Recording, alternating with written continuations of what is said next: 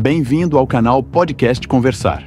Neste vídeo, trazemos para você um debate imperdível com 4 grandes nomes da economia brasileira. Antes de mergulharmos nesse tema, aproveite. Inscreva-se no canal, compartilhe este vídeo e ative as notificações para não perder nenhum conteúdo. No palco, André Lara Rezende, PhD pelo MIT, ex-diretor do Banco Central do Brasil e ex-presidente do BNDES, autor do livro Juros, Moeda e Ortodoxia. Marcos Lisboa, economista com doutorado pela University of Pennsylvania. Ex-secretário de Política Econômica no Ministério da Fazenda, Samuel Pessoa, professor da pós-graduação em Economia da Fundação Getúlio Vargas, FGV, especialista em crescimento econômico, taxas, produtividade. Pedro Duarte, economista, também figura ativa no debate macroeconômico, especialmente em torno de moeda e ortodoxia. Prepare-se para ouvir visões de economistas que atuaram nos bastidores, tanto na academia quanto no governo e no setor privado, debatendo e até confrontando paradigmas. Se você gosta de pensar economia de forma crítica, entender por que os juros estão onde estão, como a moeda atua e por que há tanto discurso ortodoxo espalhado por aí. Esse vídeo é para você. Então, sem mais delongas, vamos ao debate. Inscreva-se agora. Está pronto? Vamos começar. Boa noite a todos. Eu queria começar agradecendo o convite de participar aqui. Uma grande alegria e uma honra participar de uma mesa tão ilustre sobre um tema absolutamente relevante. Dou os parabéns aí à iniciativa, porque o debate vale muito a pena. E como o Marcos anunciou no começo na abertura, né, a parte que me cabe aqui nesse latifúndio é falar um pouco do panorama de teoria macroeconômica nos anos 50. Historiador é um perigo, porque a gente lida com o tempo de uma maneira muito fluida, então a gente vai para trás e para frente muito rápido. Embora a minha função seja falar dos anos 50, eu não vou resistir de falar um pouquinho antes e um pouquinho depois para colocar alguns pontos. Mas eu vou ser muito breve, porque o objetivo aqui é o debate, né? Deixa eu só deixar o relógio aqui para eu me policiar. Tá. Muito bem. Queria dizer para o André que está sendo um prazer ler o livro, estou me divertindo bastante, aprendendo, e o meu foco é mais no ensaio que ele tem no livro. Então, ele tem o primeiro ensaio sobre o Gudin e o Simonsen, que ele expôs aqui. O segundo ensaio, né, o segundo capítulo no livro, é sobre o panorama da teoria macroeconômica, que ele também mencionou um pouco aqui, internacional, né, de o que era política monetária aí num grande período, né? Embora antes do Keynes tenha tido várias teorias sobre financeiras de flutuação econômica, essa literatura desapareceu, né, nos anos 30 com Keynes e com outros desenvolvimentos que estavam acontecendo ali, né? E aqui o Keynes é a teoria geral que eu estou me referindo, né? O Keynes ele bebe no Wicksell, ele se inspira no Wicksell. Ele dá uma grande ênfase ao papel de moeda, né? O título do livro deixa isso muito claro, que é a teoria geral do emprego, do juro e da moeda. A teoria quantitativa da moeda, que ela seja dominada em retorno por outros ativos, né? Porque ela presta um serviço que os outros ativos não prestam, que é ser o ativo de máxima liquidez.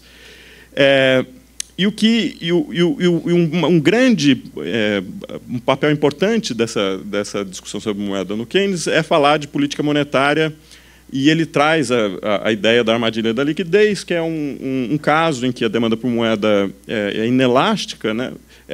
Elástica, e aí a política monetária ela deixa de ser eficaz quando a taxa de juros é muito baixa e você precisa da política fiscal.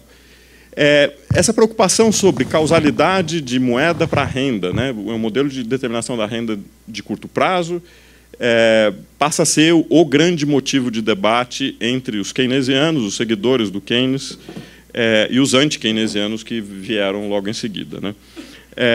Então, logo depois da teoria geral, no ano seguinte, já organizaram um evento, um encontro da Econometric Society em 1937, no qual participou o Hicks, o James Mead e o Harrod, para discutir o que era a teoria geral e explicar o que era a teoria geral. E ali aparece uma coisa interessante, que é uma diferença entre o Hicks e o que veio a ser a interpretação do Modigliani sobre a teoria geral. Para o Hicks, a grande novidade, então, a grande discussão entre os keynesianos nos anos 40, nos anos 50, era o que é a teoria geral, o que são esses clássicos do Keynes, em que medida o Keynes é parecido ou não, o que difere o Keynes do caso clássico, né? Então, toda a literatura é muito pautada pelo modelo clássico, modelo keynesiano, qual é a diferença fundamental entre os dois. Para o Hicks, no artigo de 1937, que originou a ISLM, que, para quem estuda economia, é um modelo que está aí presente nos livros textos, é a armadilha da liquidez. Então, esse fato de política fiscal ser a política que é capaz de fazer alguma coisa nesse caso, está muito ligado à interpretação que o Hicks faz de dizer que o caso keynesiano acontece só quando você tem a armadilha da liquidez. E o que é uma coisa interessante, que eu acho que vale a pena pontuar aqui, que a teoria fiscal do nível de preço, né, que o André mencionou aqui na abertura, ela coloca claramente a interação entre política fiscal e política monetária como sendo fundamental para a determinação de expectativas, a ancoragem de expectativas e, portanto, a determinação do nível de equilíbrio. O que você percebe na literatura dos anos 40, dos anos 50, era que era uma discussão, por razões que estão claras do que está sendo colocado, era uma discussão de ou política monetária ou política fiscal. Porque foi essa interpretação que o Hicks deu para a teoria geral, né? Então, a armadilha da liquidez, política monetária não faz nada, quem que faz alguma coisa é a política fiscal. Então, não é a combinação das políticas, mas é meio que qual é a política que faz alguma coisa. No fundo, essa era a pergunta. O Modigliani, em 1944, depois, ele vai dizer, não tem nada, a armadilha da liquidez é uma curiosidade do Keynes, isso não é o ponto central, que a diferença fundamental é o mercado de trabalho e rigidez de preço, né? E ele resgata a importância da política monetária. E aí o que você percebe nos keynesianos dos anos 40 e dos anos 50 é um grande debate sobre política monetária versus política fiscal, quem é eficaz na determinação da renda de equilíbrio. Não por acaso os anti-keynesianos assumem a mesma onda, né? O mesmo tipo de argumento. Quem começa a fazer um argumento empírico muito importante no final dos anos 40, mas que só vai ser publicado, a primeira publicação só nos anos 60, é o Friedman. Então, Milton Friedman, em Chicago, começa um grande projeto com a Anna Schwartz, que é fazer o que veio a ser a história monetária dos Estados Unidos. Isso começou em 48, eles passaram décadas trabalhando em compilar dados e fazer o argumento deles de que a política monetária é um negócio sério e que causou a interpretação da Grande Depressão como sendo causada por uma política monetária equivocada, feita pelo Fed, de contrair a oferta de moeda quando ele deveria expandir a oferta de moeda. Então, em 48, começa esse projeto com a Anna Schwartz na abordagem NBR, né, que é fazer um tipo de trabalho empírico, muito de coletar dados e apresentar correlações, fazer gráficos, né, um tipo bastante indutivista, num certo sentido. Muito diferente do tipo de econometria que já estava em ascensão e claramente tomando conta de um pedaço importante da academia, que era da Coles Commission, que era econometria mais estrutural, né, para a época, e de teoria estatística, você precisa juntar. Então, tem um grande debate nesse período entre os econometristas do tipo da Coles Commission e os econometristas, enfim, as pessoas que faziam trabalho empírico no NBR, do qual Friedman é herdeiro, né, que é se você pode medir as coisas com ou sem teoria. E a acusação dos econometristas é que o que o pessoal do NBR fazia era simplesmente ficar medindo coisas sem teoria, que não servia para nada, né? Mas o que acontece com o Friedman, com o começo desse projeto, é que ele traz uma história de lags e ele usa o timing entre mudanças na política monetária e mudanças na renda nominal e depois na renda real como evidência de que moeda causa, né? Então, é uma preocupação com causalidade, e a grande evidência que ele traz no livro que veio a ser publicado em 63 é de que timing das coisas é que expressa a causalidade. E isso gerou, de novo, um grande embate entre os keynesianos e os monetaristas, grosso modo, mas você tem outros autores que não são de nenhum dos lados e estão também metidos nesse debate. Que ficou um debate tão acirrado que o próprio Friedman, numa entrevista, chamou como o debate AM-FM, que as pessoas brigavam, não se falavam, né? São duas estações separadas. A AM é Ando e Modigliani, são os keynesianos, e o FM é o Friedman e o Meiselman, né? Então, era o grande debate da época. E o grande debate era sobre acusar o Friedman, os keynesianos acusando o Friedman de que causalidade, timing de resposta de variáveis num modelo como aquele, do tipo que o Friedman usou, é completamente uma evidência completamente equivocada para expressar causalidade entre variáveis. O Tobin tem um artigo muito importante no final dos anos 60 e começo dos anos 70, em que ele apresenta dois modelos, né, o modelo que ele chama de ultra-keynesiano, no qual a moeda é endógena e, portanto, ela não causa a renda, né? Teoricamente, a gente sabe que ela não causa a renda, e ele apresenta o modelo do Friedman, no qual a moeda é exógena e a moeda causa a renda. E ele mostra que, se você pegar as evidências do Friedman e da Schwartz sobre timing das variáveis, isso é uma evidência em favor do modelo ultra-keynesiano, ao contrário do modelo do Friedman. Então, esse era o grande panorama aí da discussão monetária nos anos 50 e nos anos 60, sobre neutralidade ou não da moeda e causalidade, né? Essa era a grande preocupação. Enfim, tem uma série aqui de autores que eu não vou ficar mencionando, mas é neutralidade canal, né, desse mecanismo de causação, né? O que eu acho que faltou um pouquinho no livro do André, que é muito legal, porque ele faz um panorama muito amplo, né, e com um objetivo claro de associar uma certa ortodoxia à ideia da teoria quantitativa, é que eu acho que esses autores estão falando de curto prazo, né? Então, eles não discutem muito longo prazo, né? E neutralidade no longo prazo é meio um ponto pacífico, né? Mas não é que a teoria quantitativa dominou, né? Que são esferas diferentes, e eu acho que eles estavam muito focados com a questão de determinação da renda no curto prazo, né? Ignorando o longo prazo, né? E que foi o que alguns dos keynesianos, tipo Solow ou Samuelson, queriam fazer com a síntese neoclássica, de ligar o curto prazo keynesiano com um longo prazo neoclássico, né? E aí você mas eles nunca conseguiram, na verdade, era o grande objetivo do projeto deles, mas eles não conseguiram. Então, acho que no livro, o que eu achei um pouco exagerado, é isso de dizer, não, a teoria quantitativa dominou a teoria econômica até os anos 70, 80, ou, sei lá, os anos 80, final dos anos 80, quando aparece ideias novo-keynesianas, de Woodford e companhia, né? E, de novo, tem várias ideias sobre o sistema financeiro pré-Keynes e mesmo depois do Keynes, mas que não foram muito populares, isso é verdade. E só para terminar com uma provocação. Bom, antes de fazer a provocação final, o que eu acho que também ficou um pouco exagerado ali no argumento do André, mas é que é um argumento rápido e essas coisas acontecem. É que, mesmo entre os monetaristas, você tinha uma gama muito grande de diferentes entendimentos sobre qual instrumento de política econômica usar, né? Então, embora o Friedman seja alguém que defendeu usar um agregado monetário e uma regra de agregado monetário, porque ele estava mirando estabilidade de longo prazo, né? Falando que não dá para fazer política de ajuste fino no curto prazo, por essa questão de lags da política monetária. Você tem que mirar a estabilidade de longo prazo. Como é que você mira a estabilidade de longo prazo? Segue uma regra de crescimento constante da oferta de moeda, que veio a ser chamada de regra de Friedman. Embora o Friedman fosse um desses, os monetaristas eram um grupo bastante diverso e você tinha gente defendendo, inclusive, regra de juros naquele período. Obviamente, com um entendimento diferente do nosso entendimento de regra de juros com meta de inflação, que é o que a gente tem hoje em dia, né? E tinha gente que era favorável, por exemplo, a você fazer a taxa de crescimento da oferta de moeda responder ao estado da economia, né? Então, ter alguma regra de feedback da economia para o instrumento que está sendo usado, né? E essa experiência de juros, fixação de juros, endogeneidade da oferta de moeda, foi uma experiência que, para os Estados Unidos, foi muito clara durante a Segunda Guerra, que foi o período no qual eles fixaram taxa de juros por uma questão de financiamento do esforço de guerra, né? Então, estavam com a dívida pública subindo, o que eles fizeram?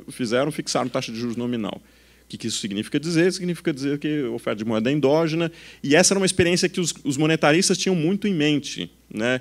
E eles aplaudiam muito uma lei que foi aprovada nos Estados Unidos em 51, de independência do Fed e do Tesouro, né? Que era chamado o acordo do Treasury e do Federal Reserve, de março de 51. Né? Então, enfim, tem um pouco mais de variação nesse debate ali. Né? Mas a minha provocação final aqui para o André, e aí eu indo além das minhas atribuições aqui, falar do que estava acontecendo um pouco nos anos 70, que eu acho que tem uma literatura muito interessante, que foi muito importante, mas ela é absolutamente negligenciada hoje em dia por razões diversas, sobre indeterminação do nível de preço. Né? Que não depende de expectativas, porque ela aparece originalmente em contexto de previsão perfeita, e, portanto, de não expectativas, mas usando um tipo de modelo que não é o tipo de modelo que o pessoal da SGE vai usar, né? Que o modelo que essa literatura usava é o modelo de gerações sobrepostas. Então, o modelo de gerações sobrepostas foi um modelo importante nos anos 70 para a discussão de política monetária. Né? Então, é um modelo que nasce com Maurice Allais em 47 em francês, depois tem uma contribuição importante do Samuelson em 58, né? Todas as contribuições focadas em determinação de taxa de juros num contexto diferente do contexto de macro. Né? Mas ele rapidamente, ali nos anos 70, pelo pessoal de equilíbrio geral, né? Autores ligados à literatura de equilíbrio geral, o Gale, David Gale e outros, foi entendido rapidamente que é um modelo de múltiplos equilíbrios. Né? Então, ter moeda ou não ter moeda naquele modelo gera equilíbrios múltiplos. Né? E o que acontece? Nos anos 70, o Lucas, que é alguém que deu um impulso numa direção importante da macroeconomia para os desenvolvimentos posteriores, um dos artigos fundamentais do Lucas, o artigo 72 dele, ele usa o modelo de gerações sobrepostas. E aí o que acontece? Você tem uma literatura de autores que queriam criticar o resultado que o Lucas chegou, de que a política econômica é ineficaz, a menos que ela surpreenda os agentes, falando o seguinte: não, na verdade o que a gente pode fazer é pegar o modelo do Lucas, que é um modelo de gerações sobrepostas, e mostrar que ele não prestou atenção numa coisa super importante, que é a multiplicidade dos equilíbrios. Né? É dessa literatura que sai o Woodford, posteriormente. A tese de doutorado dele nos anos 80, em 83, 84, é exatamente nessa literatura de equilíbrio geral com equilíbrios múltiplos, em que o Shell e o David Cass são autores super importantes que vão estar discutindo ciclos, a possibilidade de ciclos num contexto sem expectativas, simplesmente explorando multiplicidade dos equilíbrios. Né? E é um pouco a origem do Woodford e a literatura da SGE que o Woodford escreveu, enfim, compilou, enfim, organizou aí em 2003, tem, no fundo, essa origem que é meio negligenciada. Pelo próprio Woodford, quando você lê a introdução do livro, ele esquece desse pedaço da história. Mas é um pouco a minha provocação aqui, e eu deixo a palavra agora, então, com o Samuel. Obrigado. Queria agradecer o INSPER pelo convite. É uma satisfação estar aqui, uma plateia, meu Deus do céu, quanta gente, para discutir fundamentos de teoria monetária. Eu vou começar... acho que eu fiquei de discutir um pouco o capítulo 1, né, do livro. Vou discutir a minha leitura do capítulo 1 e depois falar um pouquinho de como eu vejo os temas mais monetários, deixo o resto para o Marcos terminar. Eu acho que o André recuperou no capítulo 1, na verdade, fiquei morrendo de inveja, porque eu gostaria de ter escrito o capítulo 1, que é recuperar a figura do Goudin, que eu acho que é uma figura que precisa ser recuperada. A sugestão foi do Edu? Ah, foi ótima sugestão. E eu concordo integralmente com a análise que o André faz. Para mim, o Goudin, ele, apesar de ser o grande vitorioso do debate que houve, ele foi hiper derrotado. Aí é interessante a gente tentar entender por que isso aconteceu. Mas um dos motivos que eu acho que ele foi hiper derrotado é que, num certo sentido, isso fica claro lendo a sua interpretação dos textos do Goudin, que ele é uma figura engraçada, né? Porque é um homem que viveu a beça, um homem que morreu em 1986 com 100 anos, Então, lá nos anos 50, ele já era um senhor de muitos cabelos brancos, e, no entanto, velho, nos anos 50, ele era um homem provavelmente 50 anos à frente do seu tempo, talvez até na literatura internacional. Quer dizer, a visão de desenvolvimento econômico dele é de uma sofisticação, e eu chamaria a atenção aqui não só a esse debate que ele travou nos anos 40, ele era um homem de teoria monetária, o grosso dos escritos dele são de teoria monetária. Eu não sou uma pessoa formada em teoria monetária, portanto, eu li menos Goudin do que eu deveria, mas Goudin escreveu 3 textos que eu acho que são primorosos de teoria de desenvolvimento econômico, foram publicados na Revista Brasileira de Economia, nos fascículos de setembro, respectivamente nos anos de 42, 44 e 46, eu acho. Não, desculpe, 52, 54, 56. 52 é o caso das nações subdesenvolvidas, que é um dos textos mais mal lidos na história do pensamento econômico brasileiro, já vou voltar a isso. 54, eu acho que é o texto mais genial que ele escreveu, chama Produtividade. Você pode pegar aquele texto hoje, adotar em qualquer curso de graduação, ipsis literis, ele já sabia tudo.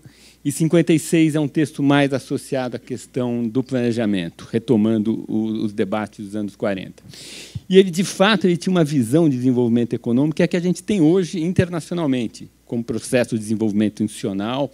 Ele foi o primeiro cara, e acho que antes da literatura internacional, a perceber com muita clareza que a educação é central para o desenvolvimento econômico. Esse é um tema que, até hoje, a heterodoxia brasileira não conseguiu absorver direito.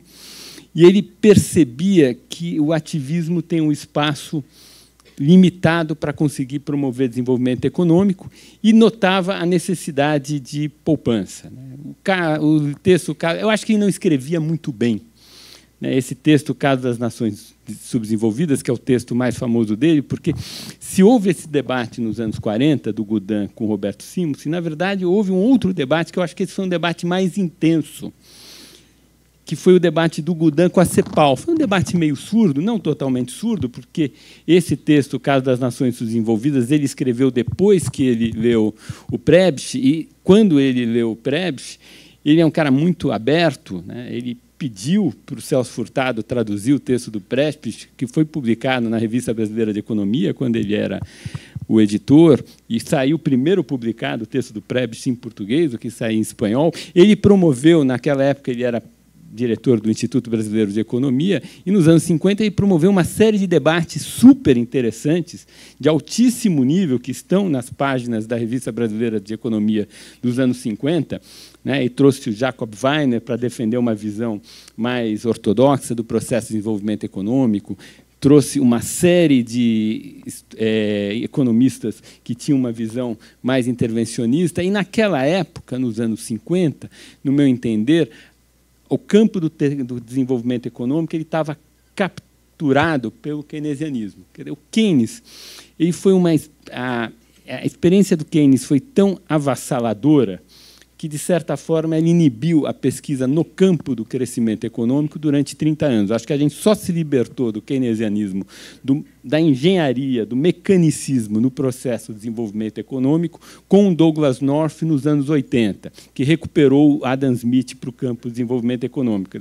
O Keynes ele meio que deu uma sorte, e essa sorte está bem expressa na introdução que o Krugman escreveu à edição do 50 anos de lançamento da Teoria Geral, a edição de 2006, 70 anos, que, assim, em geral, quando a gente tem problemas complexos têm soluções muito complexas.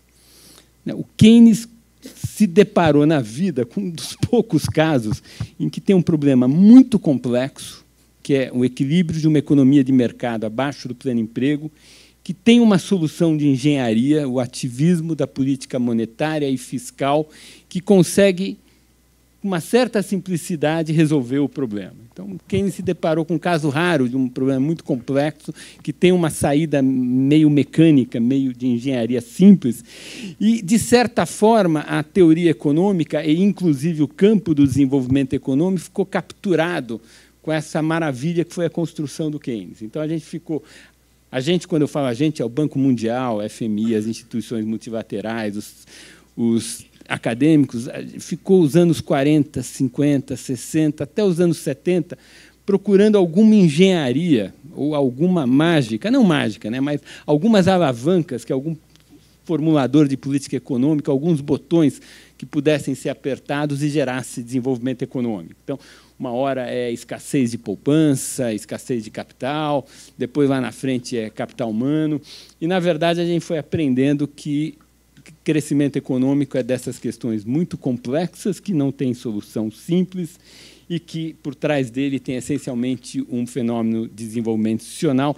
Essas intuições, todas elas, estão com muita clareza no Godin. É meio impressionante que um cara aqui abaixo do Equador, nesse Patropi, tenha, com tanta precisão, entendido todas essas coisas antes de quase todo mundo, né? Então, eu costumo dizer que o Godin é um velho 50 anos à frente do seu tempo, e, nesse sentido, eu acho que o grande debate que houve nos anos 50 é o debate com o Godin com o Celso Furtado, em que o Celso Furtado foi o grande vitorioso, né? O Celso Furtado retomando a visão mais intervencionista e de planejamento central do Roberto Simonsen, né? Lembramos que o livro do Celso Furtado tem um monte de dados, aqueles dados foram pegados todos do livro do Roberto Simonsen. O Furtado não produziu dados por ele mesmo, ele usou os dados de outras fontes. A fonte básica de informação empírica para os trabalhos dele nos anos 50 foi o livro de História Econômica, que é um livro espetacular, do Roberto Simonsen, né?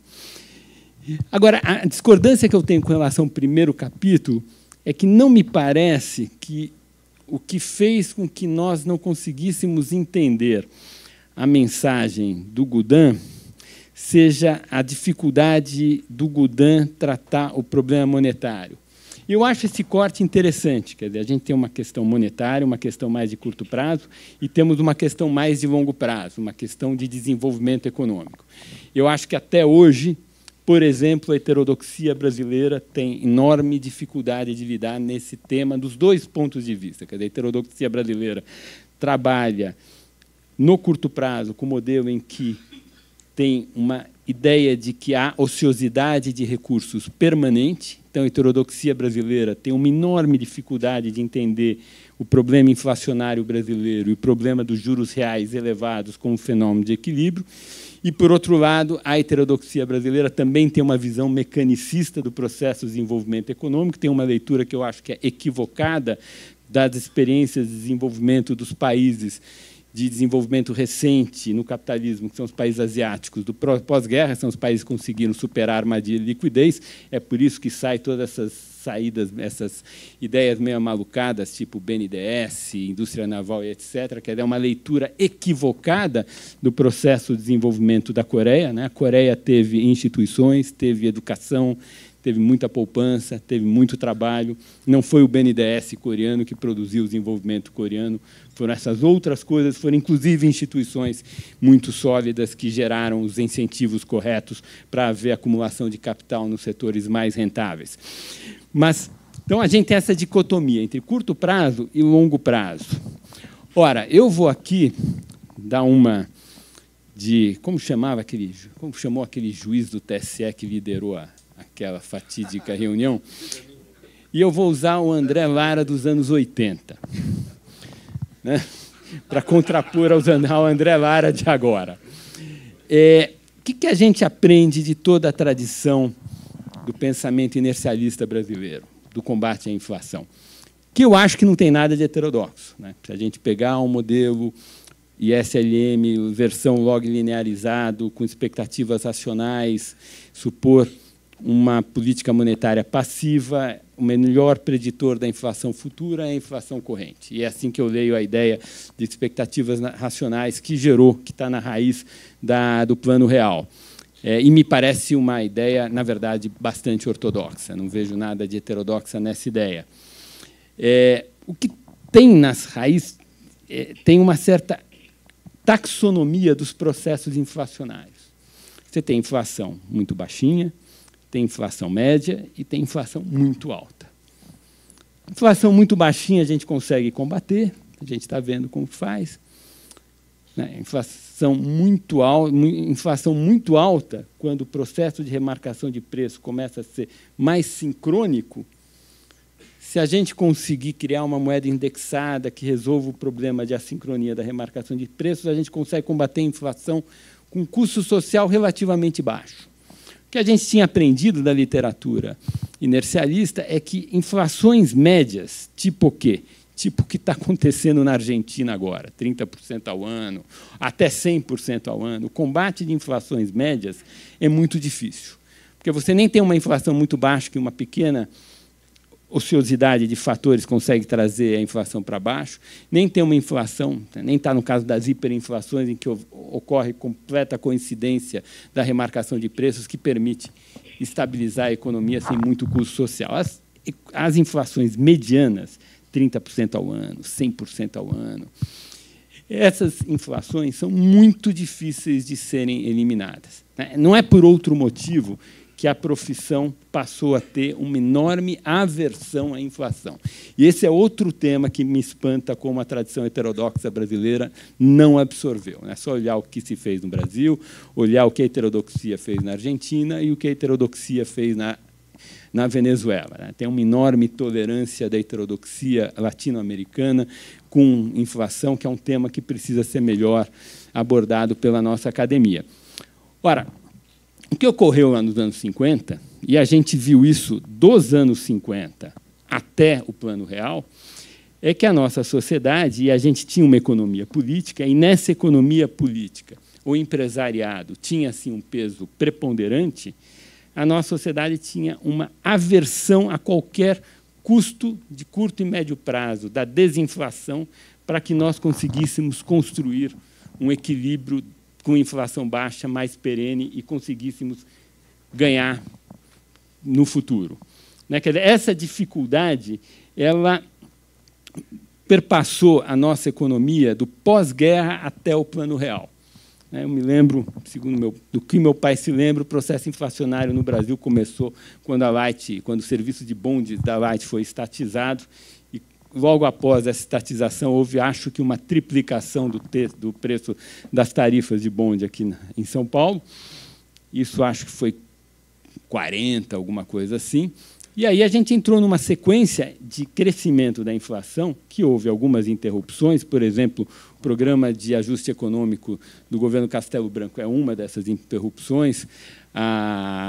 Os seguidos planos heterodoxos nos anos 80 são outras seguidas interrupções, mas a gente foi quase que em linha ascendente contínua da triplicação do preço dos bondes em São Paulo até a hiperinflação no governo Itamar, numa espiral contínua. O que foi isso? Foi a incapacidade da sociedade conseguir negociar um custo de desinflação que é alto. A gente viu isso muito claramente no plano trienal do Celso Furtado, e para coletar um benefício que vem mais na frente, que é termos de instabilidade. A gente está acabando de passar por esse processo, estamos terminando um processo de desinflação muito custoso. Estamos agora tendo a maior taxa de desemprego da nossa história. Portanto, a minha impressão é que a dificuldade que o Goudin teve de enfrentar esse tema é uma economia política nossa em que havia uma liderança forte do empresariado, e ao longo da década de 70 e 80 foi surgindo outro ator importante, que são as lideranças dos trabalhadores.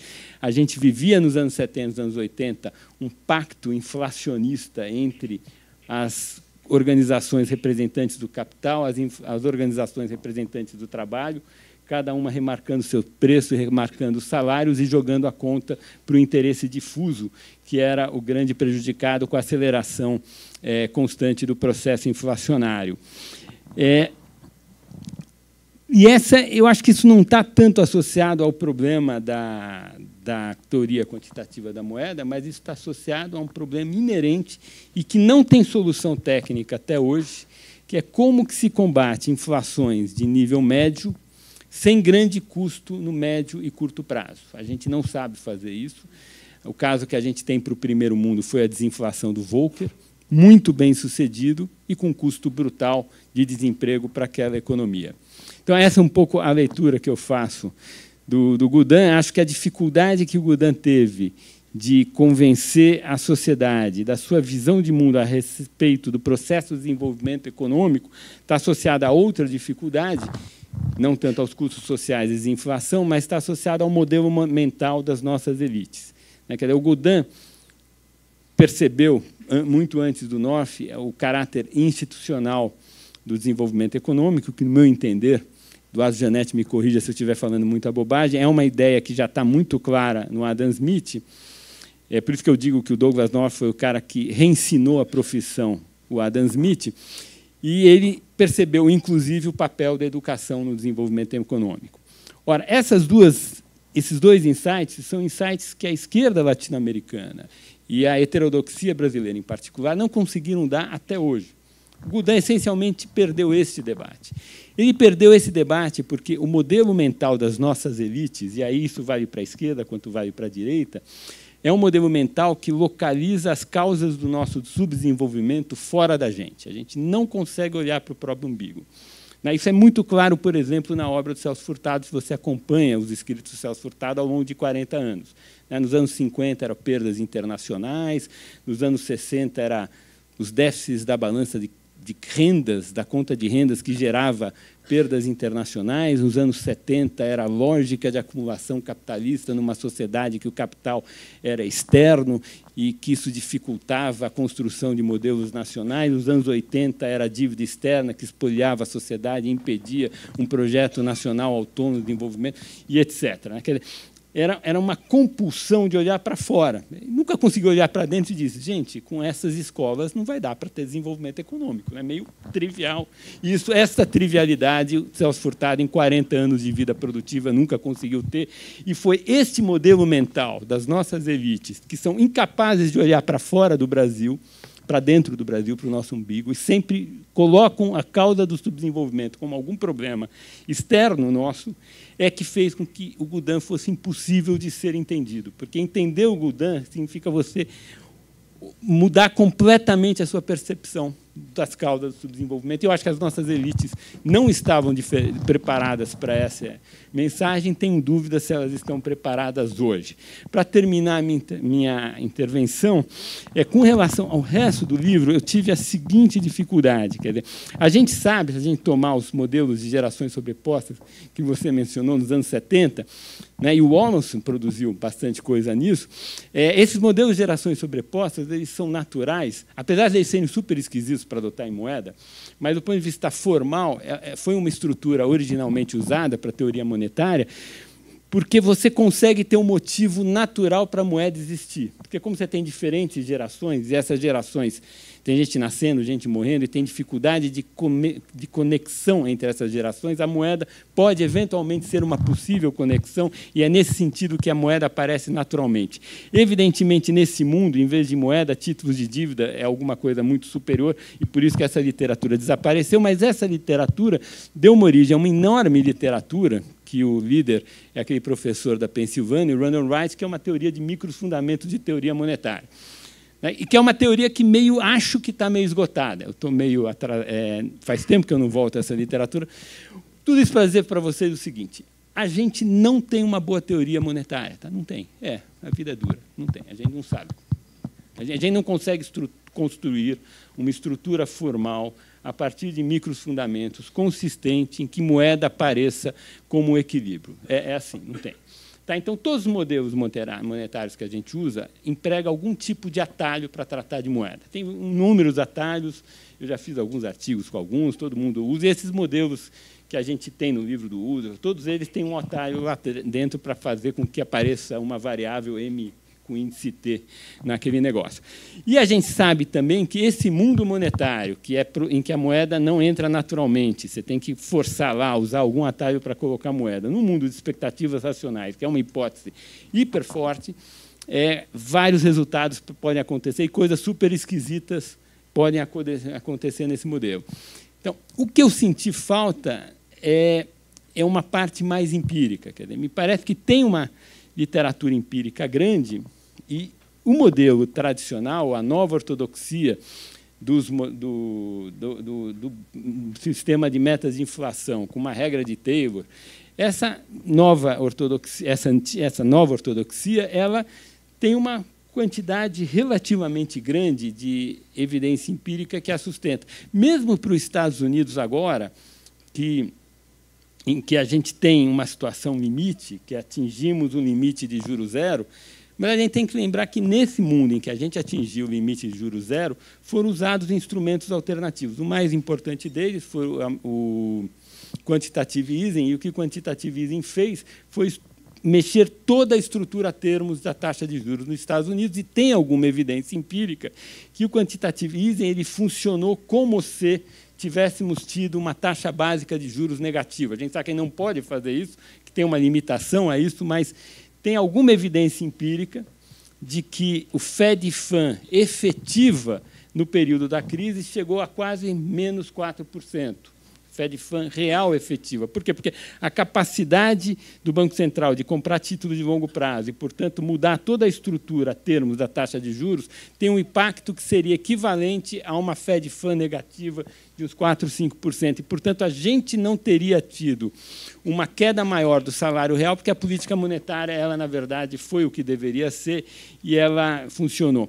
Para o Brasil, as evidências que eu conheço é que o modelo tradicional todo funciona bem. Tem um trabalho recente do Carlos Eduardo Soares Gonçalves, que é um professor titular da FEA, USP, que está passando um tempo no FMI, acho que está até no site da Casa das Garças, em que ele mostra, com variáveis instrumentais, faz uma coisa lá bem complexa que eu não entendo direito, mas tem uma evidência de exogeneidade da política monetária, de mudanças de política de juros da Selic sobre todo o processo de formação de expectativas, que é um dos elementos mais importantes para impactar na dinâmica da dívida pública, na dinâmica da inflação. Então, me parece que, do ponto de vista da evidência empírica, a gente tem um suporte relativamente sólido para o modelo tradicional e eu não vejo ainda motivo para a gente abandonar ele. Obrigado pela atenção.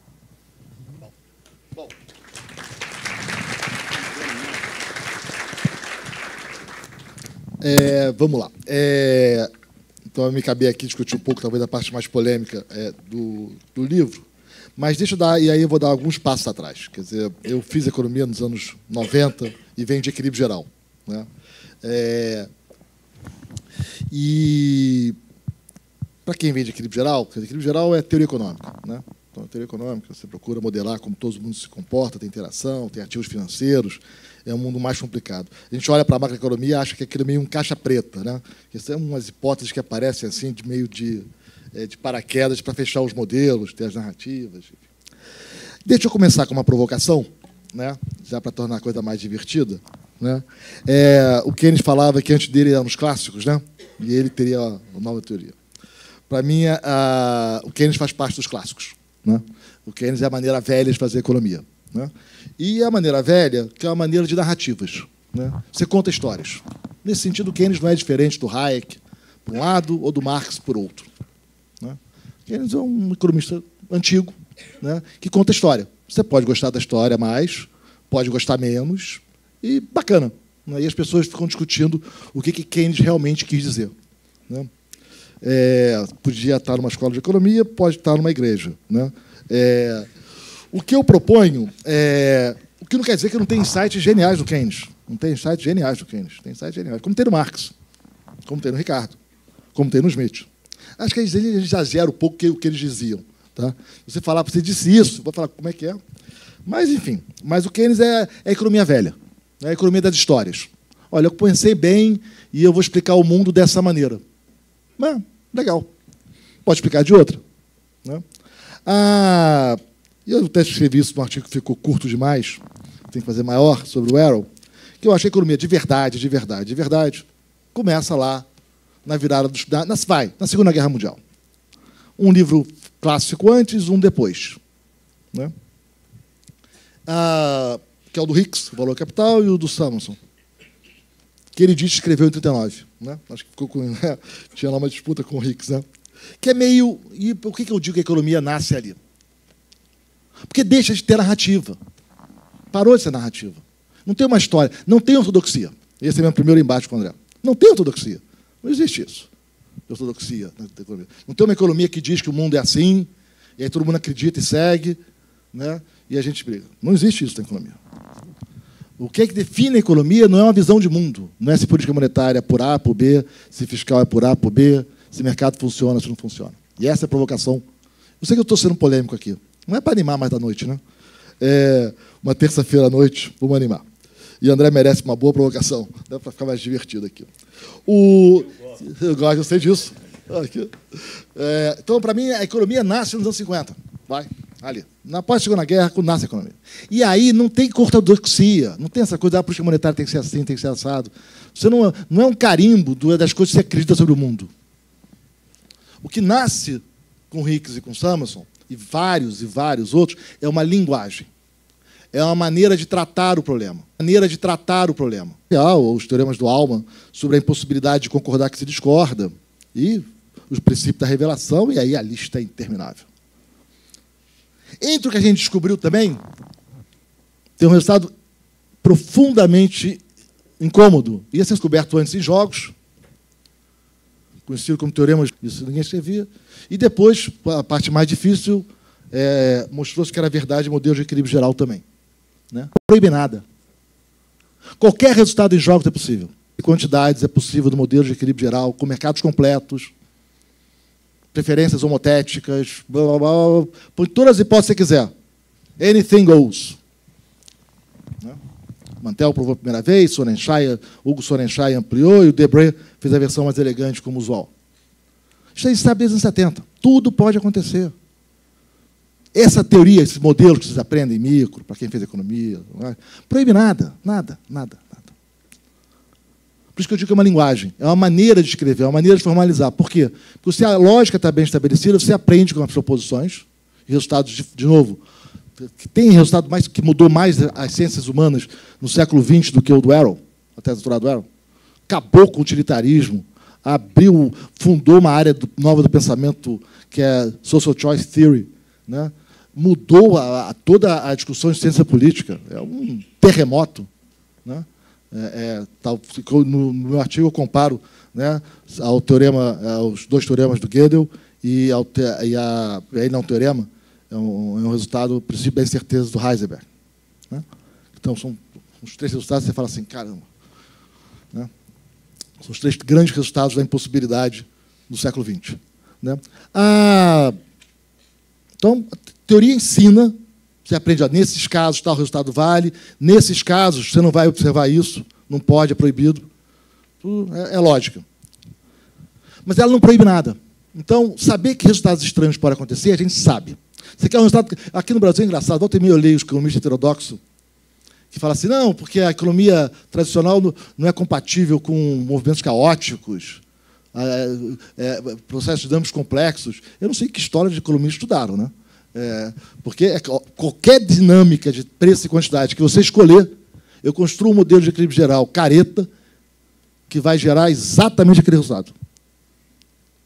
Qualquer trajetória que você escolher para a interação entre pessoas, a gente constrói um modelo de jogos repetidos que vai gerar aquele resultado.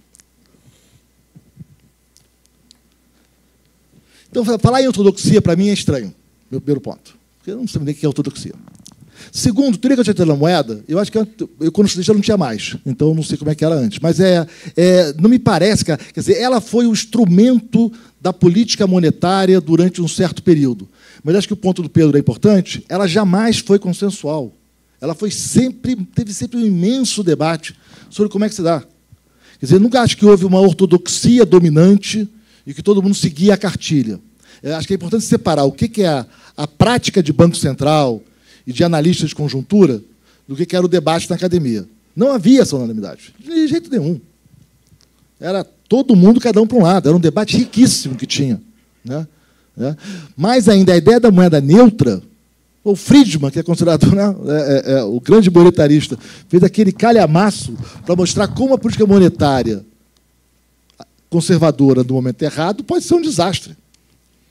Hoje, muitos economistas e historiadores discordam do Friedman. Acho que ele errou ali na análise dele. Mas, pelo contrário, a política monetária importa muito. E pode, mal conduzida, pode ser um desastre, que era o ponto do Friedman. O livro é bom, mas hoje tem os trabalhos acadêmicos mais cuidadosos, o dele é muito cuidadoso, mas com mais evidência, que tem outros resultados diferentes.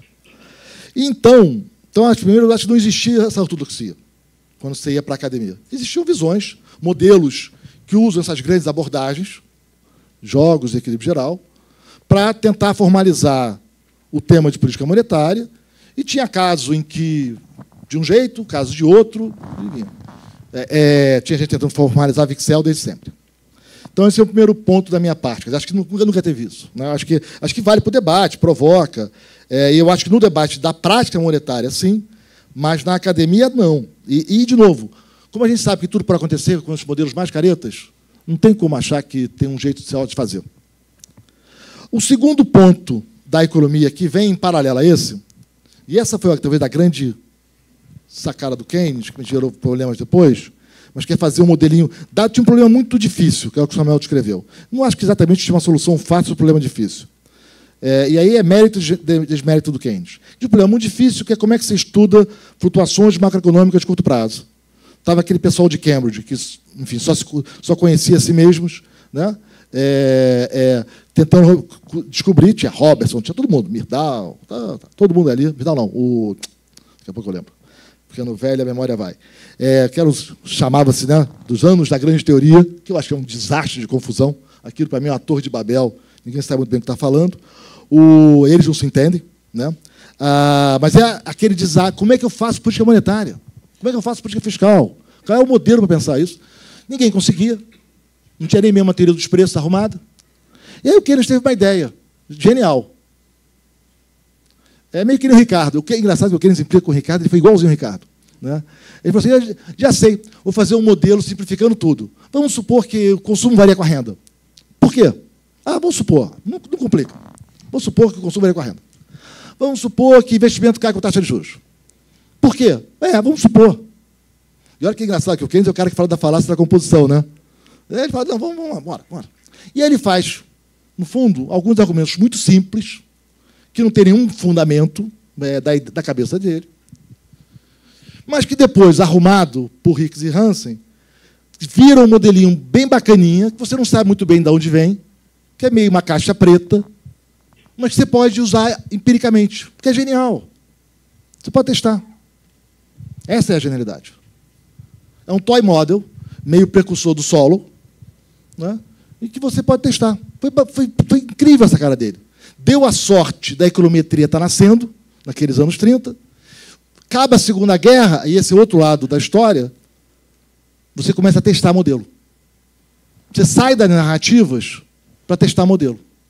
Isso é o genial da economia pós-50. É que eu digo que quando a economia vira ciência. Você tem uma linguagem formal para escrever modelo. Essa linguagem não proíbe nada. O que você imaginar é possível fazer com ela. Só que ela te dá rigor, para você não tirar conclusões precipitadas. É isso que a linguagem ajuda. Ela evita a precipitação. Tem uma regra do jogo, mas você constrói, evita que você chegue a falsas conclusões. Eu acho que essa hipótese gera isso. Faz a conta e não gera. E, ao mesmo tempo, o desenvolvimento da econometria para testar. O que é a intervenção correta? Como é que... Depende, testa. A teoria ela é inútil para explicar o mundo. Ela ajuda a evitar falsas conclusões. Só isso. Mas não há teoria sem empiria, não há empiria sem teoria. A gente não consegue estimar os modelos econométricos sem ter um modelo teórico por trás, para saber o que rejeitar e o que concluir. Senão a gente está fazendo correlação, não causalidade. Para ter causalidade, tem que ter um modelo teórico. E a gente não consegue concluir nada sobre o mundo sem empiria. Tudo pode acontecer. Com um modelo mais restritivo. Eu estou quase concluindo aqui.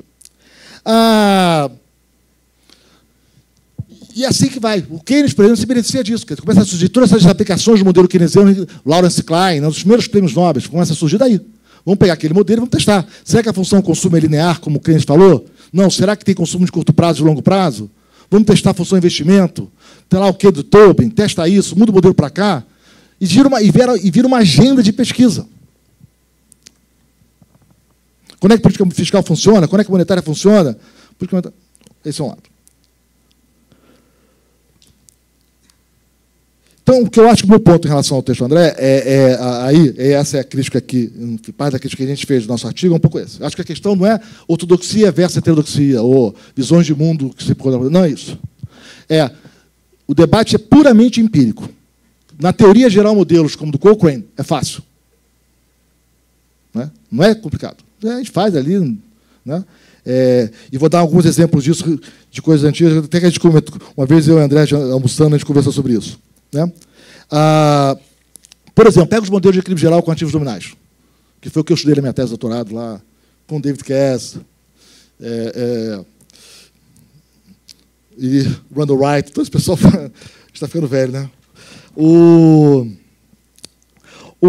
Pega o modelo de equilíbrio geral com ativos nominais. Esse é um modelo em que a moeda não é neutra nem no longo prazo. Nem no longo prazo ela é neutra. Né? Que ela tem efeitos reais sofisticadíssimos. Né?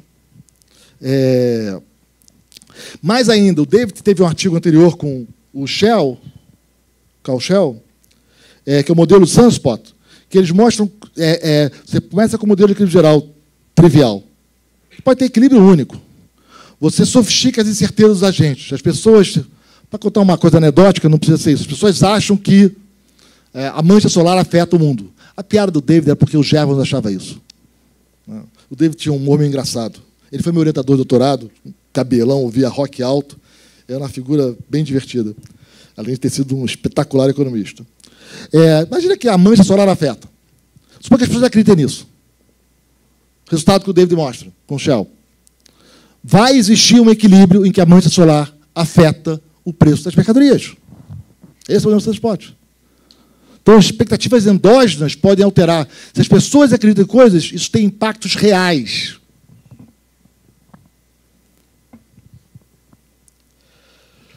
Esse é o nível do que a teoria... Então, quando se fala em ortodoxia, e quando a gente... Eu reajo um pouco por causa disso. Né? Mas que ortodoxia é essa mesmo? Né? O modelo de dominância fiscal. Né?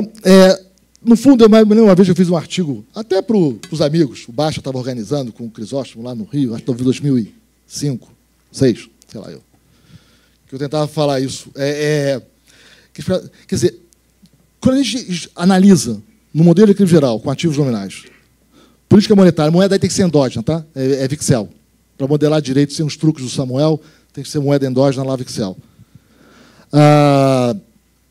Dá para botar exógena, mas dá um trabalhão e, enfim, aí começa a ter truque.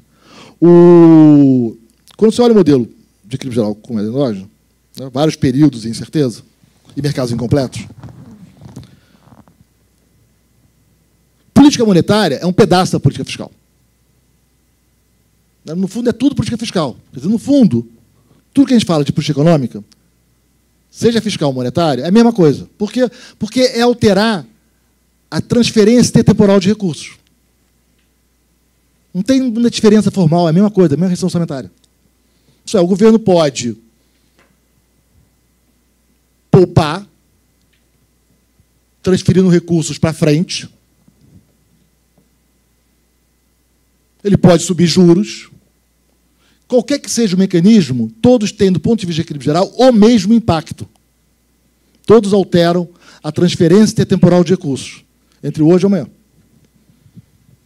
O que tem diferença entre política monetária e fiscal é só uma diferença na velocidade do instrumento. A política monetária é rápida de fazer, né? É uma maneira rápida de você fazer o fiscal. Então, eu brincava, quando estava no governo, que a política monetária, para mim, era o fiscal de curto prazo, o fiscal assim, ágil, né? Mexe aqui, sobe lá, juro. O fiscal, que a gente chama de fiscal, a parte que precisa de orçamento, dá trabalho mexer. Tem orçamento, tem gasto público, você não pode mexer assim. Então, o que a gente separa fiscal e monetário é uma conveniência para separar a parte rápida do fiscal, vamos chamar de monetário, e a parte longa do fiscal, que a gente chama de fiscal. Ou fiscal linha, se quiser. Mas, no fundo, ambos fazem a mesma coisa. O que a teoria fiscal dos preços faz é brincar com isso, com essa restrição orçamentária do governo. Faz uma hipótese forte que o governo não quebra. É fácil, mas tem aquele modelo para botar. Meu amigo Bonomo sempre reclama disso. Assim, pô, aquele modelo não tem governo que quebra. Dá para botar. Não é difícil modelar para ter. Mas, no fundo, o que esse modelo faz é brincar com essa história. E, olha, tem uma restrição orçamentária. E eu gosto do Cochrane, porque ele tem aquela coisa que o David tinha, que alguns economistas têm, que é pensar profundamente sobre um tema. Ele fica pensando profundamente sobre a restrição orçamentária do governo. É bacana. Então, tem isso. Tá? Então, assim, a monetária fiscal é meio isso. Bom, aí vamos ao ponto substantivo para eu terminar. Aí a questão que fica é o seguinte, bom, então a gente já sabe que pode ter, e a motivação, só fazendo parênteses, a motivação do Cochrane foi que o Samuel falou, quer dizer, olha, vamos entender o caso quando a política monetária, ela não pode variar muito porque ela chegou perto de zero. Como é que faz? Samuel, na resposta, no comentário ao André, fala, olha, o governo do FED, na prática, fez várias coisas equivalentes a botar a taxa de juros negativa. Ele mexeu na estrutura termo da taxa de juros. Isso é equivalente, do ponto de vista formal, a uma política monetária convencional. Pode ser. Né? É um bom ponto, pode ser. Tem que testar, tem que olhar lá e ver se é exatamente isso. Então, a gente sabe que qualquer dinâmica é possível. A dúvida é, qual é a dinâmica mais adequada a cada caso? Não tem uma regra. Não é que subir juros sempre vai aumentar a inflação, ou subir juros vai sempre reduzir a inflação. De novo, anything goes. A pergunta é empírica. O que funciona em cada caso? No extremo, se a conta pública não é sustentável, como o Cochrane supõe que o governo não quebra, o resultado é a inflação hoje, para fechar a restrição orçamentária do governo. Essa restrição onde aparece quantitativos monetários, dívida pública, né, restrição intertemporal do governo. Se não tem quebra do governo, e o governo não tem como pagar a sua dívida, a maneira de pagar essa dívida é fazer a dívida valer menos. Como é que você faz a dívida valer menos? Com inflação. Você fechou a equação. É isso. O Cochrane é isso. Numa frase, é isso que ele faz. Tá? É isso que ele faz. Então, se as contas públicas estão insustentáveis, o resultado disso é o ajuste da restrição orçamentária do governo com maior inflação. Sargento Wallet, Rede Vivos. Sargento Wallet é um artigo bacanérrimo, aqueles artigos que eu tenho na minha prateleira ali, os heróis da economia. Está ali o Sargento Wallet, lá dos anos 70, que o André citou. Já falava isso, tá? Não tem aí... A gente já sabia disso há bastante tempo. Então, são perguntas aqui. A questão é, o caso extremo dado pelo Cochrane tem várias implicações. Primeiro, a moeda é neutra, que é o ponto do André. Isso é o efeito real, não tem no longo prazo. E tem algumas versões do Cochrane nem no curto prazo. Então, a política monetária fica um debate irrelevante quase, porque ela não afeta nada. É só uma questão de ajustar o nível de preços, na versão mais radical de superneutralidade da moeda. Então, não vamos gastar tempo falando de política monetária, porque ela se torna um pouco relevante. Numa versão mais modesta, dá para ter impacto no curto prazo, mas, de novo, no longo prazo não tem impacto. Em primeiro lugar. Segundo lugar, na versão extremada do Cochrane, quer dizer, esse resultado limite de que você inverte a causalidade, que juros passa a levar a mais inflação, por esse mecanismo, para ajustar a restrição orçamentária intertemporal do governo, tem uma série de implicações. Então, se eu subo os juros hoje, a inflação tem que subir. Se eu baixo o juro, tem que cair. Tem impacto sobre o câmbio. Tem toda uma relação que sai do modelo relacionando câmbio a juros. E pode botar os leques se você quiser para a política monetária. E aí eu termino com esse ponto. Eu acho que aí a discussão seria empírica. Qual o modelo mais aderente aos dados? É um problema econométrico. Não tem novidade na teoria, o problema é econométrico. O que explica mais o comportamento da taxa de juros e da inflação no Brasil? E aí temos que testar. Né? Eu vou lembrar, o André lembrou do Blanchard de 2002, deu um trabalho, o Blanchard de 2002, porque no começo do governo, lembra no debate, para quem... Isso termina aqui mesmo. Teve um debate grande em 2001, trazido pelo Bresser e pelo Nakano, que no Brasil, lembra, na época, a taxa de juros era muito alta e o prêmio de risco era muito alto. E eles falaram o seguinte, não quero fazer justiça com o André, tá? Não leva mal, André, mas porque é outra coisa. Mas tinha um modelinho deles ali que o prêmio de risco levava... que o prêmio de risco era alto porque a taxa de juros era alta. E tinha uma discussão muito mais sofisticada do Blanchard, que o André lembrou, que era o modelo de dominância fiscal. E a dúvida naquele período é, bom, afinal de contas, qual é o caso brasileiro?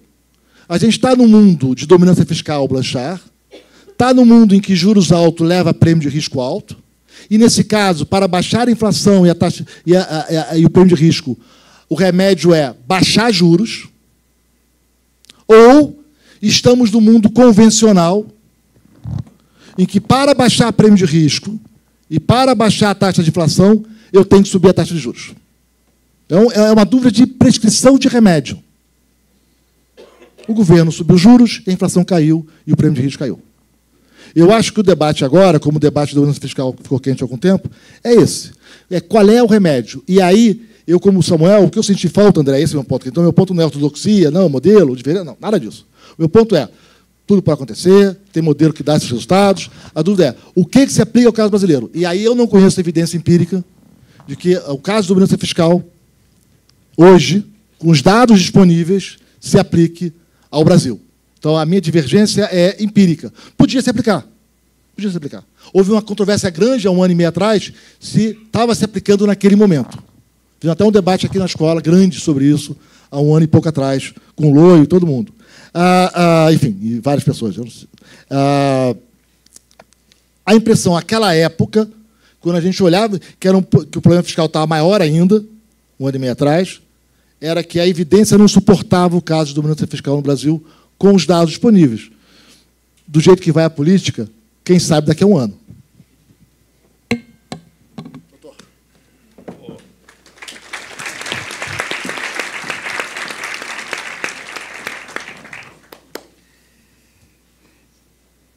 Bom, tanta coisa, como diz... Mas como disse um primeiro leitor economista de mais alta estirpe, quando leu o meu segundo artigo, disse, acho que está um pouco denso demais. Você está tratando de assuntos demais. Eu concordo.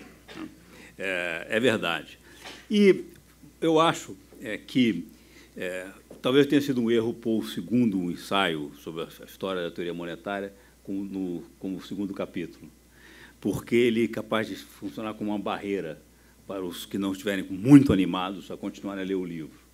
E grande parte do que foi discutido aqui, especialmente pelo Marcos, o meu último é a conclusão. É sobre uma questão metodológica e a questão do problema da identificação e da questão do teste empírico e a questão da formalização matemática na economia. Bom, este é exatamente um ponto que eu acho mais...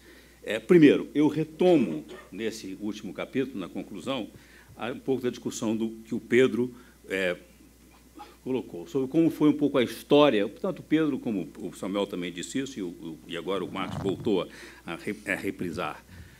Talvez, quando a palavra ortodoxia, usei ortodoxia, mas talvez fosse melhor em inglês a palavra mainstream. Não necessariamente aquilo que é a dominante. A teoria dominante não necessariamente que ela é exclusiva, que ela é monopolística do ponto de vista das ideias. A gente sabe que as ideias estão no debate na academia é sempre muito mais sofisticado do que aquilo que chega à política. Agora, com certeza, a teoria dominante, mainstream monetária, foi quem pautou a política monetária. E aí havia uma ortodoxia, que era pautada pela teoria dominante, embora sempre tenha havido discussões na academia. E é verdade que a discussão nos anos 50 e 60, e até mesmo nos anos 70, quando eu fui aluno do MIT, o Samuelson, Solow e Modigliani, e a discussão era acalorada contra Chicago, em relação a Chicago e o monetarismo de Friedman, e a ideia, e Sargent Wallace, à época, e Lucas, a questão, e o próprio Keynes, concordo integralmente com o que você disse, Pedro, com o que todos disseram, e com o que o Samuel disse, o Keynes, e por isso eu digo nesse capítulo final, Keynes faz, de fato, uma narrativa, mas tem uma dedução intelectual por trás que foi formalizada por Hicks, no modelo que se transformou no chamado modelo de SLM, que hoje não é mais, foi o modelo de referência de macroeconomia durante todo o século XX. Até hoje é o que, como eu digo, baliza todo mundo que tem uma certa intuição de macroeconomia, sabendo, consciente ou inconscientemente, está usando o modelo de SLM de Hicks, que é uma formalização simplificada da teoria geral de Keynes. Este modelo foi o auge da macroeconomia, porque, de fato, ele apresentou uma solução relativamente simples para um problema e conseguiu explicar, dentro, inclusive, com uma grande solução de retórica, muito inteligente do ponto de vista de convencimento, explicando que, olha, a teoria antiga é um caso particular de uma visão da teoria geral que eu estou apresentando, que, do ponto de vista de retórica e de convencimento, é fundamental. Então, Keynes foi brilhante, e a formalização de Hicks, do modelo de SLM, foi dominante, foi o auge da macroeconomia. Como Keynes estava preocupado com o caso da deflação, não havia problema com a inflação. O modelo foi complementado com a chamada curva de Phillips, que relaciona a inflação com desemprego e com capacidade ociosa. E isso virou o auge da macroeconomia.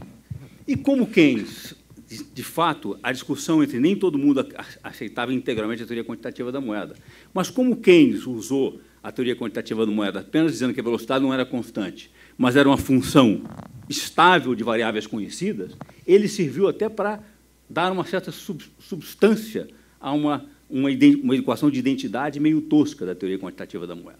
Bom, mas isso tudo eu retomo esse caminho no último capítulo do livro. Se vocês tiverem o tempo e me derem a honra de ler até lá.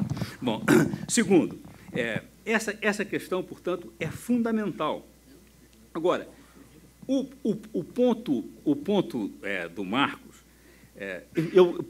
o Samuel tem várias questões sobre realmente Celso Furtado, o plano trienal. O plano trienal começa com a teoria quantitativa da moeda, liderada por Celso Furtado, que é extraordinário.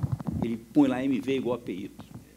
O plano trienal foi profundamente ortodoxo, mainstream, o que é muito interessante do ponto de vista da história das ideias. Isso é onde eu queria, ainda vou voltar a escrever sobre esse tema.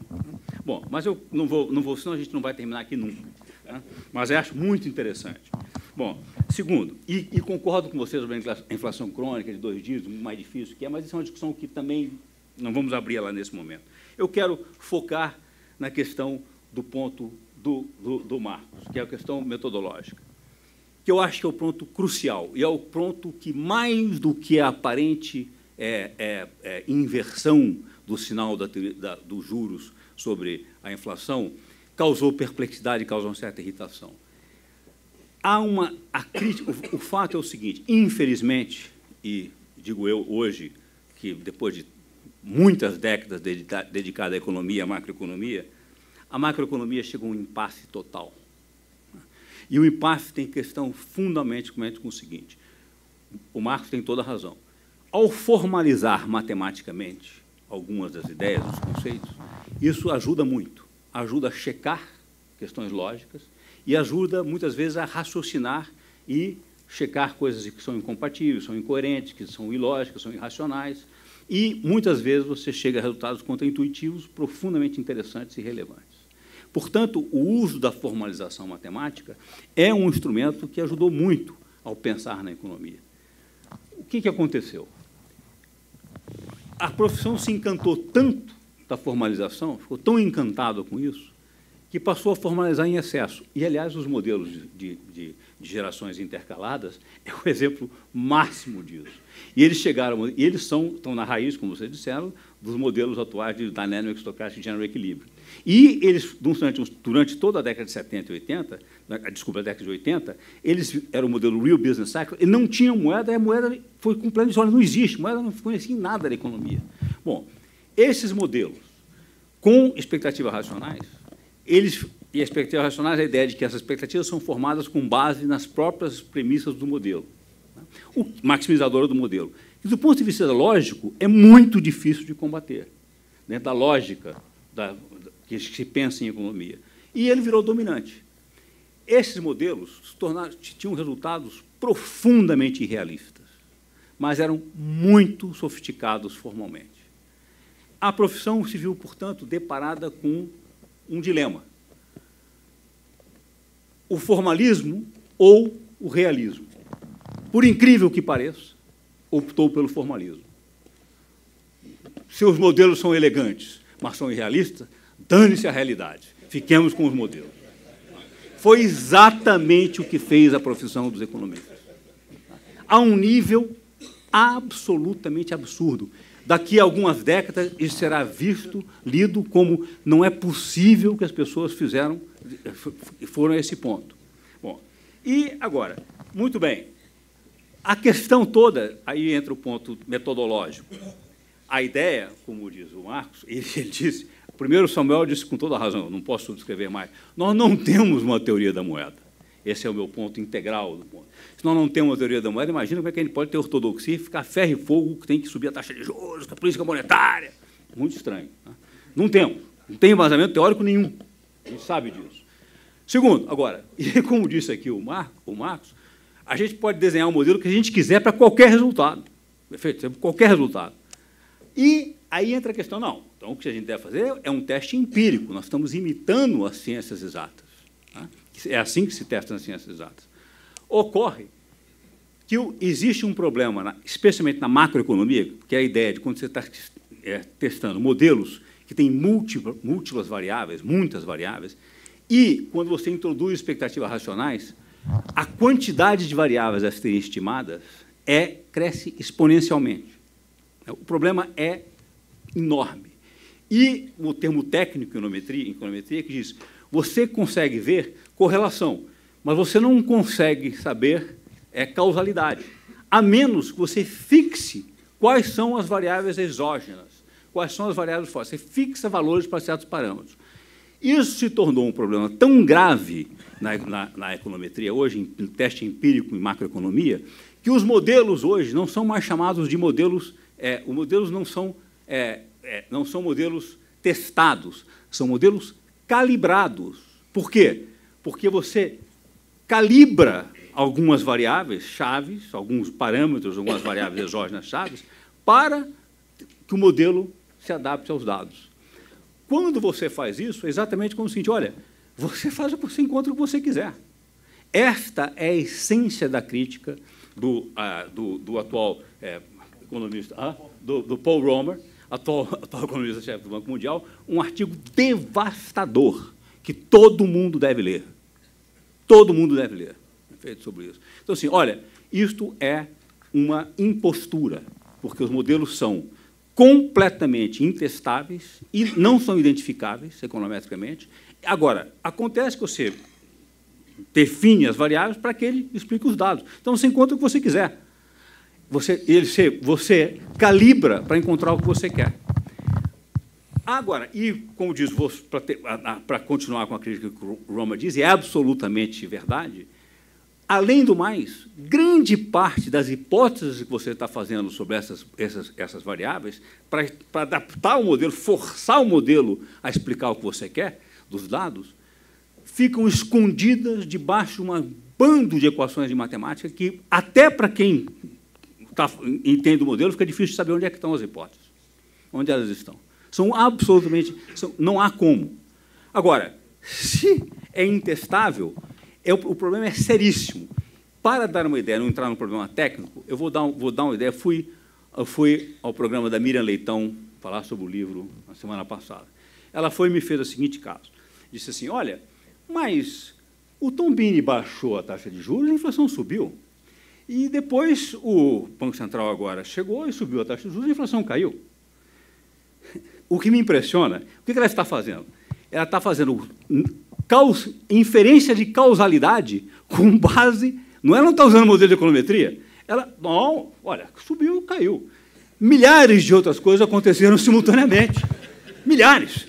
A lei do PEC foi aprovada, o Tom Bini foi percebido como estava sendo pressionado politicamente, a política fiscal era Dilma Rousseff e a nova matriz econômica.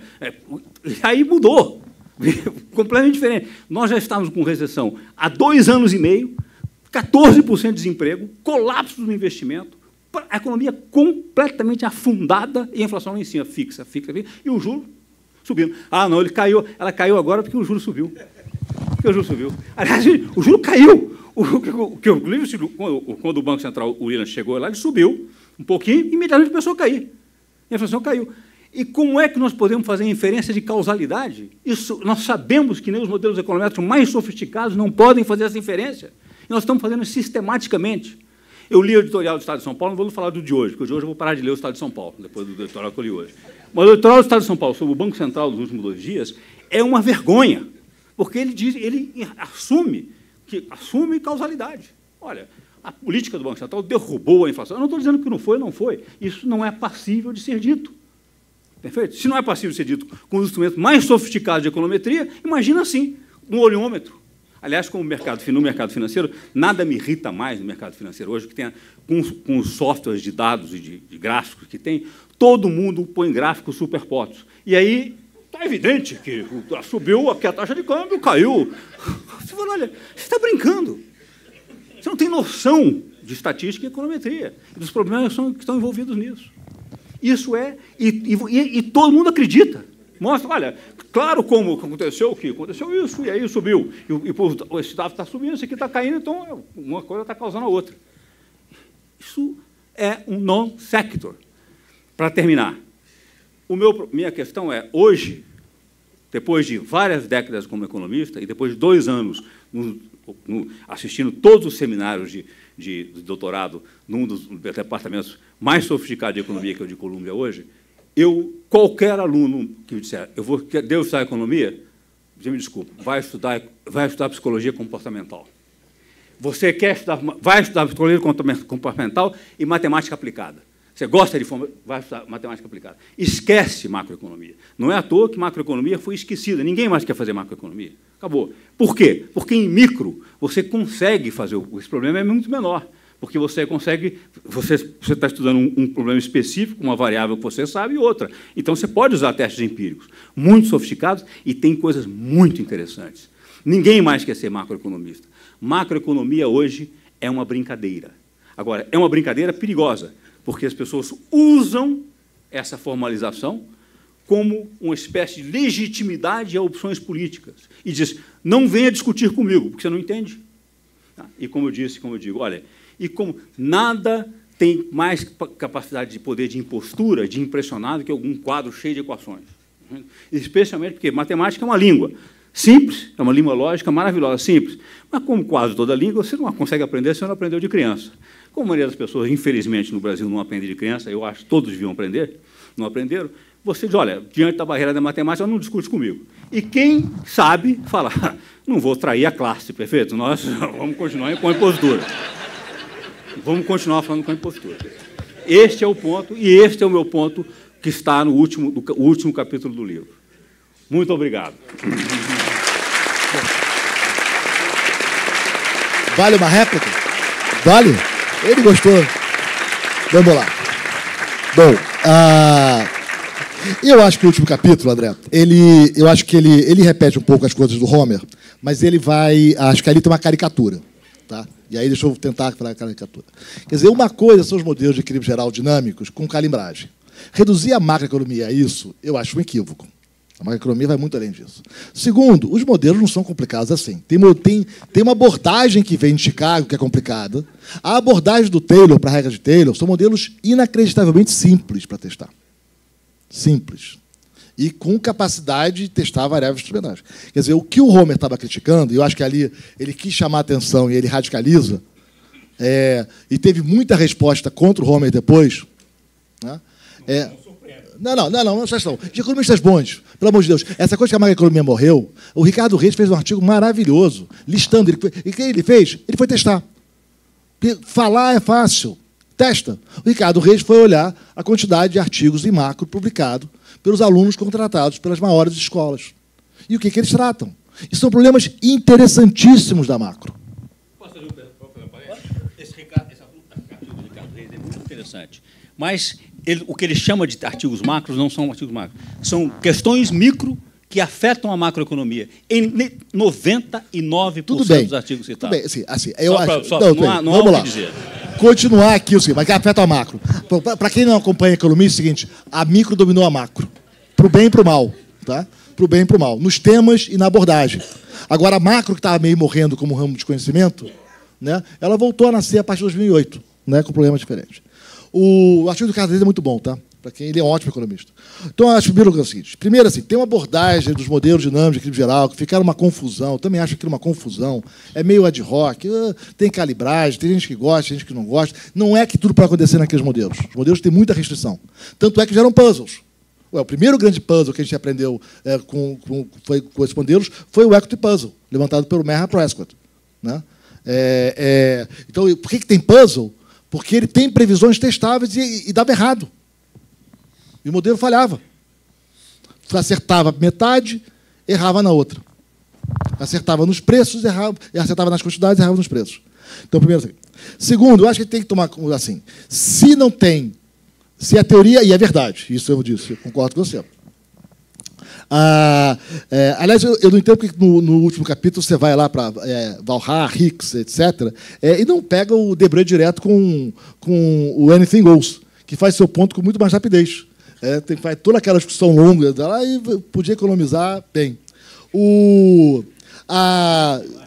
Não. Ou pega o Boltrini Montrúcio, que faz para sistemas dinâmicos. Agora, o meu ponto são dois pontos aqui. Primeiro é o seguinte, eu acho que aí tem uma caricatura. Uma coisa são os modelos dinâmicos de equilíbrio geral, que tem gente que implica, briga, etc., que tem calibragem. Tem modelos inacreditavelmente simples para macro que fazem testes. E tem testes incrivelmente simples para a política monetária. Porque, André, se, de fato, a teoria de que tudo vai acontecer e pode, e é impossível, como você fala, testar modelos estruturais, o que eu discordo, eu acho que tem modelos estruturais simples que são testáveis, e a gente pode olhar e ver, vamos parar de discutir macroeconomia. Aí o livro se torna desnecessário. Porque pode ser, pode não ser, mas ninguém sabe. Porque se teoria de qualquer coisa pode acontecer e é impossível testar quem está certo, então para quê? Essa fica a minha provocação. Né? Aí acabou a discussão. Eu entendo a preocupação que você põe ali, da matemática não gerar esse argumento de autoridade sobre a política. E jamais eu vou fazer isso. Né? Pelo contrário, eu sou hiper cauteloso com isso. E não estou aqui defendendo que política monetária convencional, atual, de regra de Taylor, sempre funciona. Tá? Não estou defendendo isso. Mas o que eu acho só bom, se nada dá para saber, então caímos no mundo do ceticismo, então nada dá para se fazer em macroeconomia. Né? É meio a conclusão que eu tiro da sua fala final. Não é verdade, eu não sou tão cético. Deixa eu fazer um... Eu não sou tão cético. E aí o artigo do Ricardo Reis volta a esse ponto.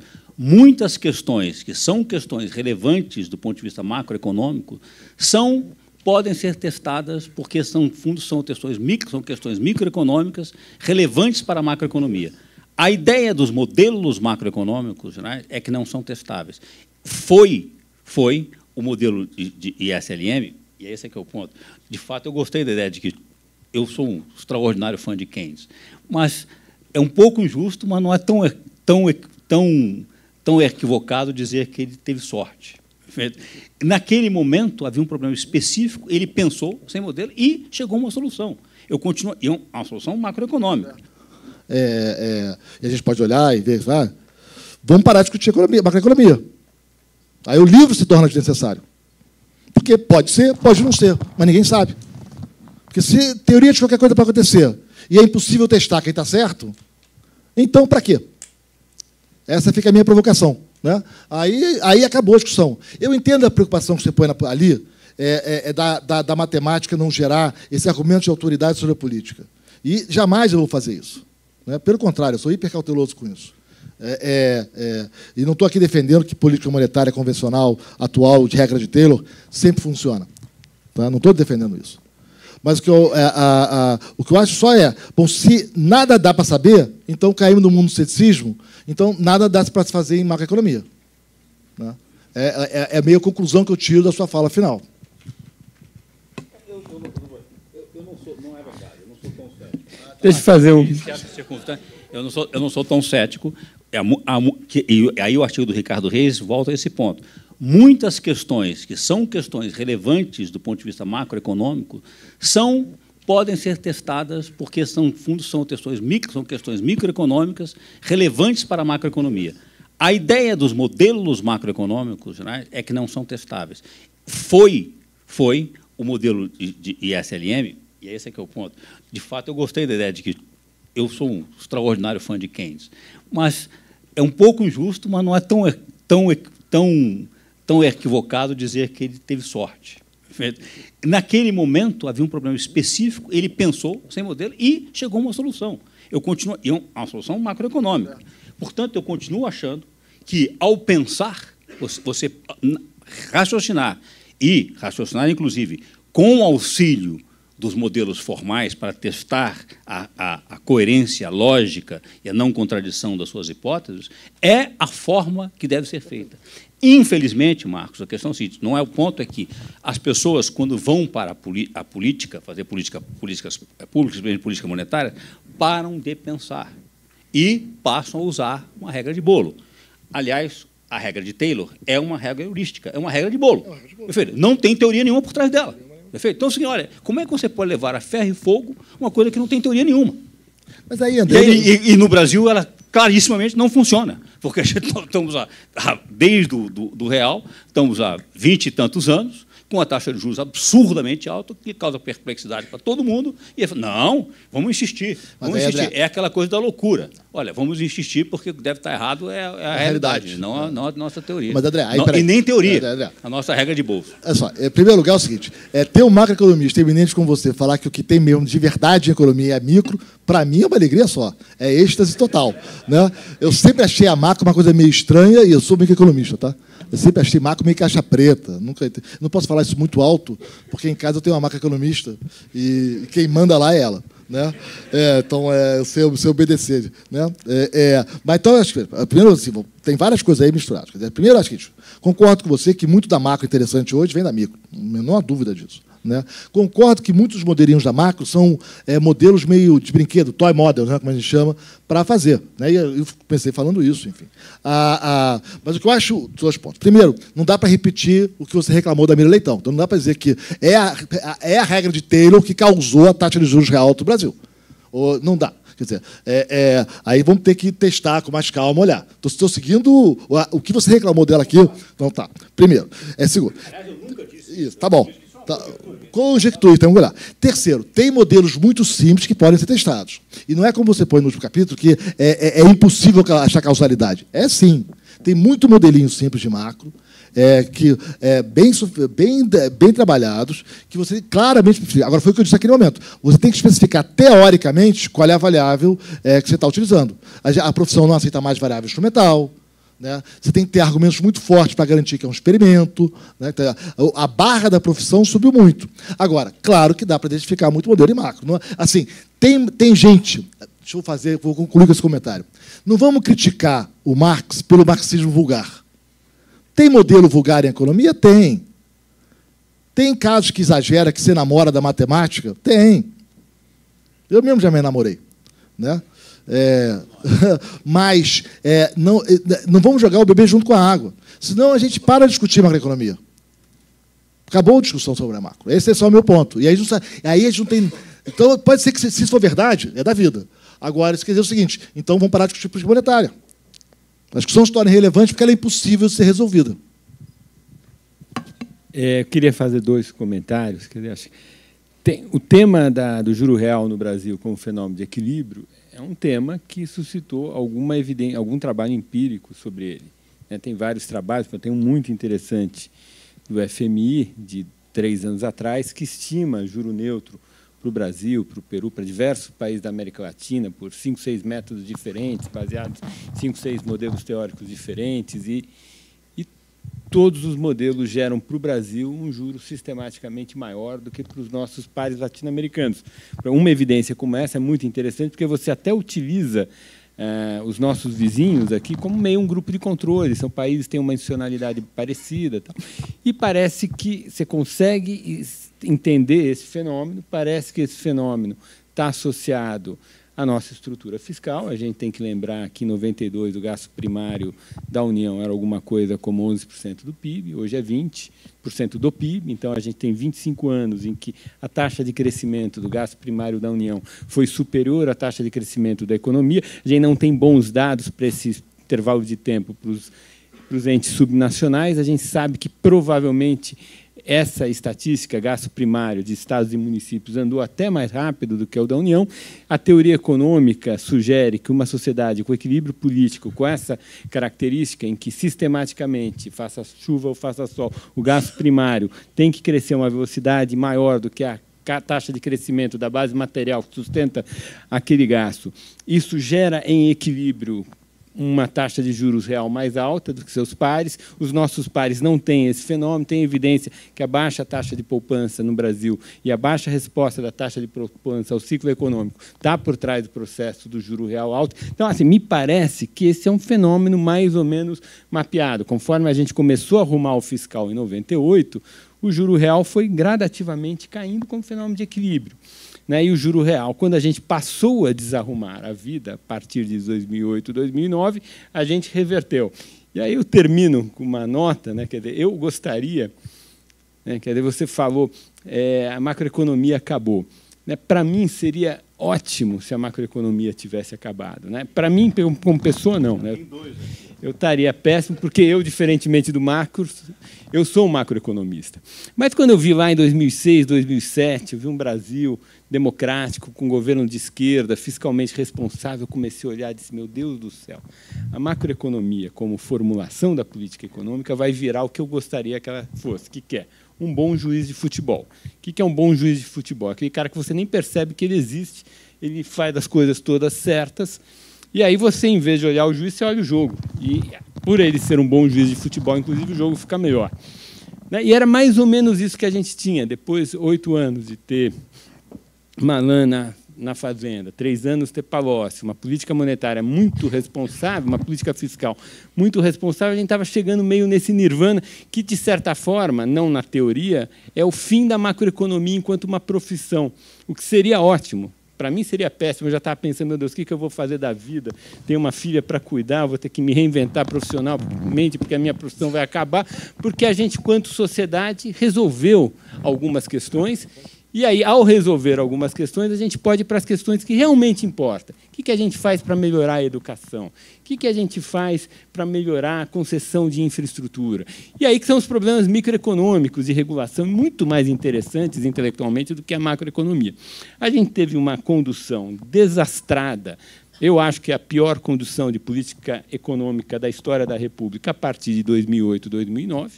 Entre 2008 e 2009 até 2014, a gente destruiu uma coisa que nós ficamos 15 anos com muita dificuldade, com muito esforço construindo, e esse desastre que foi produzido por uma condução de política econômica absolutamente inepta fez com que a minha profissão voltasse até algum valor. Eu sou chamado para dar palestra, um banco me contratou, porque fizeram tanta bobagem.